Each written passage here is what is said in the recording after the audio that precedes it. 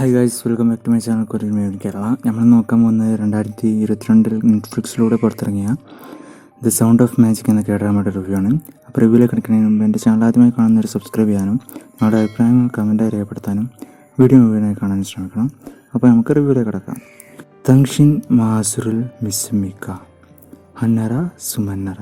ഇത് നമ്മുടെ main character, അതായത് ഈ ഡ്രാമയിലെ മെയിൻ ക്യാരക്ടറായ ജി ചാങ്കുക്കിൻ്റെ ക്യാരക്ടർ പറയുന്ന ഒരു ഡയലോഗാണ്. ഇതിൻ്റെ അർത്ഥം എന്താണെന്ന് ഞാൻ ഇതിൻ്റെ റിവ്യൂവിൻ്റെ അവസാനം പറയാം. അപ്പോൾ ഈ ഡ്രാമ തുടങ്ങുമ്പോൾ തന്നെ ഒരു സ്കൂളിൽ വെച്ചിട്ടാണ് നമ്മളെ കഥ തുടങ്ങുന്നത്. അവിടെ കുറച്ച് കുട്ടികൾ ഇങ്ങനെ സംസാരിക്കുകയാണ്. നമ്മളെ നാട്ടിലുള്ള ഉപേക്ഷിക്കപ്പെട്ട ആ ഒരു തീം പാർക്കില്ലേ, അവിടെ ഒരു മജീഷ്യൻ ഉണ്ട്. ആ മജീഷ്യന് ആരെങ്കിലും കണ്ടാൽ അവരോട് ചോദിക്കും, നിങ്ങൾക്ക് മാജിക്കിൽ വിശ്വാസമുണ്ടോ എന്ന് ചോദിച്ചിട്ട്, അങ്ങനത്തെ ഒരാളാണ്, ഒരു വിയേർഡായിട്ടുള്ള ആളാണെന്ന് അങ്ങനെ പറയുകയാണ് ഈ കുട്ടികൾ. എന്നിട്ട് ആ സീൻ അങ്ങനെ കട്ട് ചെയ്ത് പിന്നെ ഒരു പാട്ടൊക്കെ കാണിച്ചിട്ട് നമുക്കങ്ങനെ, അതായത് ഇതൊരു മ്യൂസിക്കൽ ഡ്രാമ കൂടിയാണ്. അതായത് കുറേ പാട്ടുകളുണ്ട്, അതായത് ഇന്ത്യൻ സിനിമയിലത്തെ പോലത്തെ ഇങ്ങനെ പാടിയിട്ട്, അതായത് ക്യാരക്ടേഴ്സ് പാടണമായിട്ടുള്ള രൂപത്തിലുള്ള ഇതാണ് പാട്ടുകളാണുള്ളത്. അത് ഒരു ആദ്യമായിട്ടാണ് കേട്ടാമൽ ഞാൻ ഇങ്ങനത്തെ ഒരു വെറൈറ്റി ആയിട്ടുള്ള ഇത് കാണുന്നത്, ഇങ്ങനത്തെ പാട്ടുകൾ കേട്ടാമൽ കൊടുക്കുന്നത്. എന്നിട്ട് അങ്ങനെ നമ്മളെ മെയിൻ നടിയിലേക്ക് വരികയാണ്. നടീൻ്റെ ക്യാരക്ടറിനെ കാണിച്ചു തരുന്നുണ്ട്. ഓള് എങ്ങനെയാണ് ഓളെ ജീവിത സാഹചര്യവും കാര്യങ്ങളൊക്കെ കാണിച്ചു തന്നിട്ട്, ഈ നായകൻ്റെ അച്ഛൻ്റെ കമ്പനി പൊളിഞ്ഞത് മൂലം കടക്കാരുടെ ശല്യം കൊണ്ട് അച്ഛന്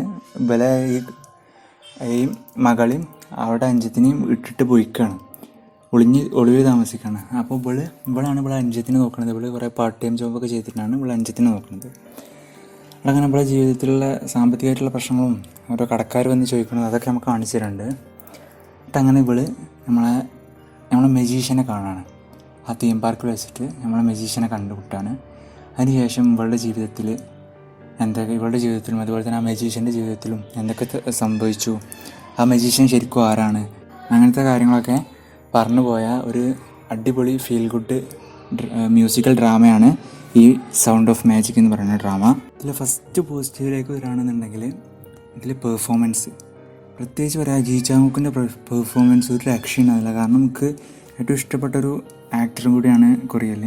ജി ചാങ്കുക്ക് അടിപൊളി അഭിനയമായിരുന്നു. നല്ല അടിപൊളിയായിട്ടുള്ള ഇമോഷണൽ സീൻസും ഒക്കെ പക്കയായിട്ട് ചെയ്തിട്ടുണ്ട്.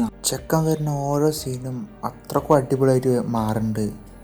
അത്രക്കും അടിപൊളിയായിട്ട് തന്നെ ആ ക്യാരക്ടർ ചെയ്തിട്ടുണ്ട്.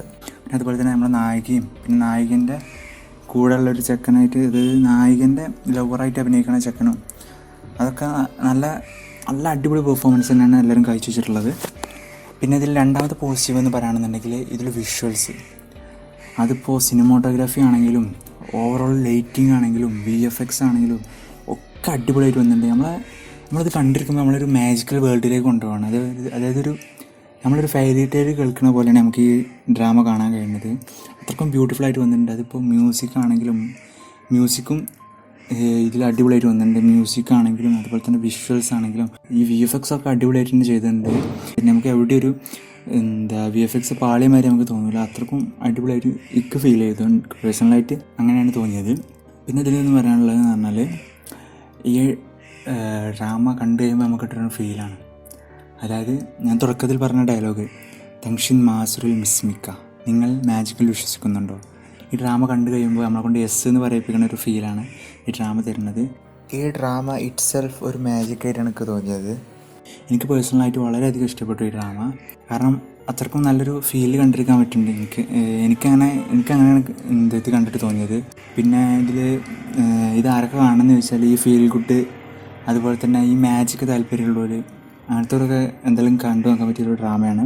ഒരു feel good school teen drama, അങ്ങനത്തെ ഒരു ജേണറിലൊക്കെ പോണ ഒരു ഡ്രാമയാണ്. അപ്പോൾ താല്പര്യമുള്ളവർ എന്തായാലും കണ്ടു നോക്കാം. എന്നെ സംബന്ധിച്ചിടത്തോളം എനിക്ക് ഏറ്റവും ഇഷ്ടപ്പെട്ട ഡ്രാമകളുടെ ലിസ്റ്റിലേക്ക് ഈ ഡ്രാമ ഉൾപ്പെട്ട് കഴിഞ്ഞു. എനിക്ക് നന്നായിട്ട് ഇഷ്ടപ്പെട്ടു. അപ്പോൾ ഇങ്ങനത്തെ ഡ്രാമകൾ കാണാൻ താല്പര്യമുള്ളവർക്ക് കണ്ടു നോക്കാൻ പറ്റിയൊരു അടിപൊളി ഡ്രാമയാണ്. ഓരോ മണിക്കൂറുകളുള്ള 6 എപ്പിസോഡുകൾ മാത്രമേ ഉള്ളൂ. അപ്പോൾ ചുരുങ്ങിയ സമയം കൊണ്ട് കണ്ടു തീർക്കാൻ പറ്റിയ ഒരു നല്ല ഡ്രാമയാണ്. അപ്പോൾ കഴിയുന്നവരെ കണ്ടു നോക്കുമെന്ന് പ്രതീക്ഷിക്കുന്നു. ഞാൻ എൻ്റെ റിവ്യൂ അവസാനിപ്പിക്കുകയാണ്. അടുത്ത റിവ്യൂമായി വരുന്നത് വരെ ഗുഡ് ബൈ.